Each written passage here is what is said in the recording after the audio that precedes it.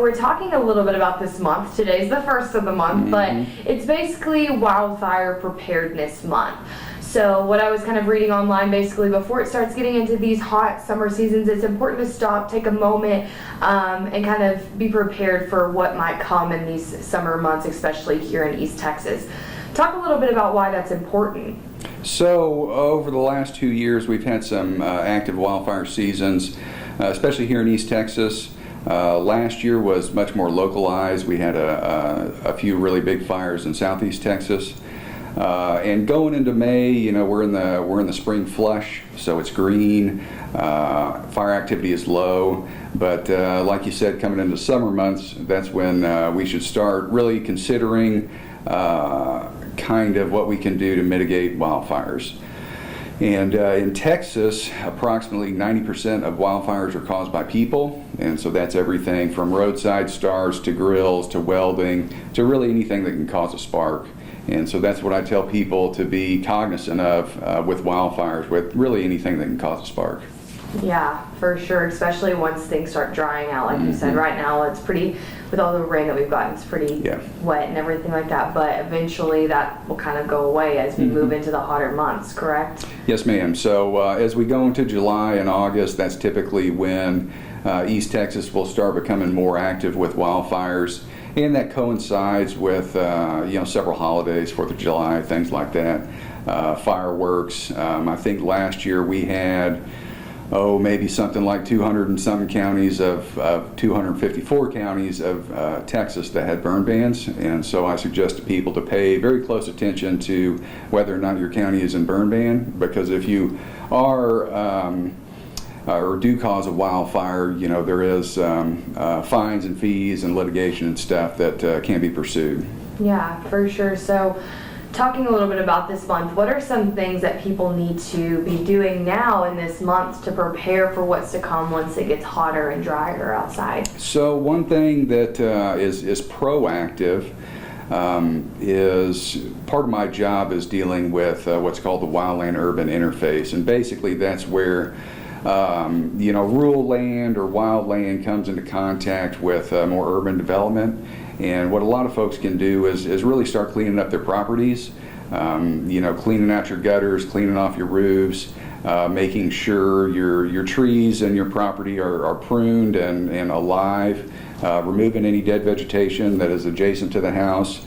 In any place that there are activities that could potentially cause a wildfire, a welding shop or where you use your charcoal grill or your fire pits or things like that. If it is summertime and we're not in a burn ban and you want to do those activities, it behooves people to make sure those places are cleared out. Yeah, for sure. Is there anything else that you feel like is important that people kind of do to prepare for this, like whether they're driving down the road, like those sparks, things of that sort? A lot of wildfire prevention and mitigation is typically relatively obvious stuff. We have agricultural fires where a hay baler will catch on fire. A lot of our roadside starts are from trailers. They're either dragging chains or a wheel bearing blows out. A lot of this stuff is just normal maintenance. So I suggest for people to take care of your property, that is your land, and also your physical property, like your vehicles, your equipment, your trailers, things like that. And then if you are doing anything, say for example fireworks or whatnot, just be cognizant of where you're doing that and if there are any restrictions within your county. Yeah, is it too early to kind of look and see what this summer might actually look like at this point? Pretty much yes. So for example, if you compare some of the drought years that we've had in the past with last year, so normally when we have really bad fire seasons, we'll have a prolonged drought that really begins in April or even March sometimes, that we can really see down the road and tell if the summer is going to be bad. What happened last year is we had a relatively wet spring, and then the rain just stopped, I think in June, maybe July, and it was really hot for about 3 or 4 weeks where it was well over 100 degrees. And actually, we had we record fuel dryness throughout the year, and the fuels, both live and dead, in East Texas were drier than they were in 2011. So it's a bit of an inverse. We had a worse drought in 2011, but last year's fuel were drier than in 2011, which caused some of those really extreme fires, especially Southeast Texas. Yeah, for sure. So, basically kind of what you're saying, since it was raining, a lot into the spring, and it kind of seems like that has been happening here recently. We've gotten a lot of rain. We're expecting more tomorrow and throughout the weekend. Sure. Who knows what it's going to be after that. So there's a chance it might kind of look like what it did last. There is. So last year was a bit of an anomaly. And really, I guess the point of that story is in spite of the rain, I would tell the public not to get lulled into being complacent with regard to wildfire. Yeah, for sure. And so something else that we were kind of talking about a little bit before was 2022 and how that year was kind of something that was compared to almost like 2011.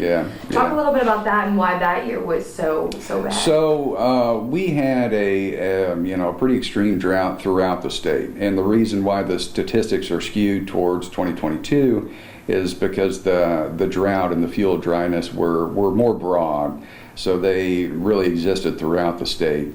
Last year was much more localized here in East Texas especially, and so comparing the two, and also with 2011 and then other years, you can't depend on saying, well, as long as the whole state's not in a drought, we're not going to have an active fire season in my specific location. Last year proved that that's not the case. You can have the state be relatively wet, but you could have these localized, what some people will call a flash drought, that exists in the hottest part of the summer, August, where you have a window where you have 3 to 4 weeks just of extreme heat and extreme dryness, and that can cure the fuels out there and lead to really catastrophic wildfires. Yeah, definitely. And you were talking a little bit about the fines too. This is something that if you do start a wildfire, you can get those fines. Talk a little bit about those and kind of what they look like. Sure. So we have fire investigators. They are classified as state law enforcement officials, and they investigate these fires. Not all of them, but the ones that really impact both life and property. They go to the origin and basically conduct an investigation. And they can find out if it was a power line, if it was a roadside start, if it was arson, and if there is any sort of either liability or negligence that is obviously observed, the state will pursue that. And so that's why I really suggest people not to be negligent in what they're doing with regard to if there's a wildfire possibility.